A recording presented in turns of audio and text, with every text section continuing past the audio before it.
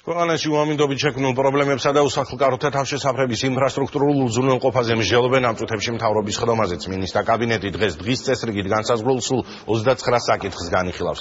ანა წერეთელი ისაუბრებს მთავრობის ხდომიდან პირდაპირ ეთერში ანა გისმენთ.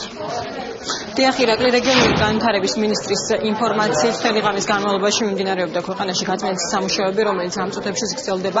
რაც შეეხება შეზღუდვებს, დავით ნარმანიას განცხადებით, მნიშვნელოვანი შეზღუდვები სატრანსპორტო მოძრაობასთან დაკავშირებით დაწესებული არ არის, თუმცა საუბარია მხოლოდ ორ ადგილზე, კონკრეტულად მამისონის უღელტეხილსა და გუდაური კობის მონაკვეთზე, სადაც არის შეზღუდვები მისაბმელიანი და ნახევრად მისაბმელიანი ტიპის ტრანსპორტისთვის. რაც შეეხება ამინდის პროგნოზს, გარემოს დაცვის მინისტრის განცხადებით, არამდგრადი ამინდი ქვეყანაში 16 დეკემბრამდე გაგრძელდება.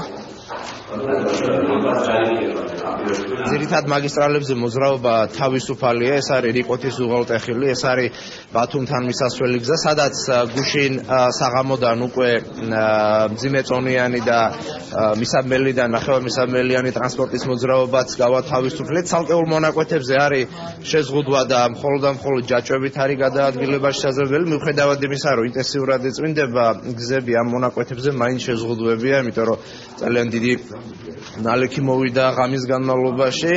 ეს არის გომბორის უღელტეხილი ძირითადად, ეს არის კობი-გუდაურის გზის მონაკვეთი. სასწავლო პროცესის შეზღუდვა ცალკეულ სკოლებში ძირითადად უკავშირდება ან გათბობასთან დაკავშირებულ პრობლემებს, ან ძალიან დიდ თოვლს, განსაკუთრებით ეს მაღალმთიან რეგიონებს ეხება, ან უშუქობასთან დაკავშირებულ საკითხებს. ძირითადად ინდივიდუალურად ხდება ესეთი გადაწყვეტილებების მიღება, მასიურად არ არის. დღეს მოსალოდნელია საქართველოს მთელ ტერიტორიაზე, რომ გამოიდარებს რეგიონების ჩათვლით, დასავლეთის ჩათვლით, თუმცა ხვალიდან ისე ველოდებით დასავლეთიდან შემოჭრას ცივი მასებისას, რაც გამოიხატება დასავლეთში, ასევე ნალექში და შეიძლება აღმოსავლეთ საქართველოს დასავლეთ ნაწილში ხაშური გორის ტერიტორიაზე, მაგრამ უკვე 16-დან გამოდარებაა მოსალოდნელი სულ ცოტა ერთი კვირის განმავლობაში, თუმცა დაბალი ტემპერატურა შენარჩუნდება.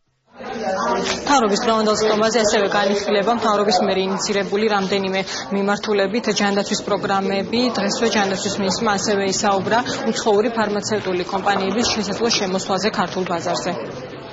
ეს მოლაპარაკებები პრაქტიკულად მოლაპარაკებების ნაწილი დასრულებულია და ეხლა ასე ვთქვათ ჩვენზეა რამდენად ეფექტურად მოვახერხოთ ხარისხის კონტროლის სისტემის ამუშავებას, რომ ბაზარი გაიხსნას და ეს კომპანიები შემოვიდნენ. ეს არის დიდი ბრიტანეთი, ეს არის გერმანია, ეს არის უნგრეთი, რამდენად ასწორად მახსოვს და ისრაელი. მთავრობის კანცელარიაში უკვე 2 საათზე მეტია, რაც გრძელდება. მინისტრები სულ 29 საკითხს განიხილავენ, როგორც უკვე არის ცნობილი. დიდი მადლობა ანა წერეთელი საუბრობდა პირდაპირ ეთერში.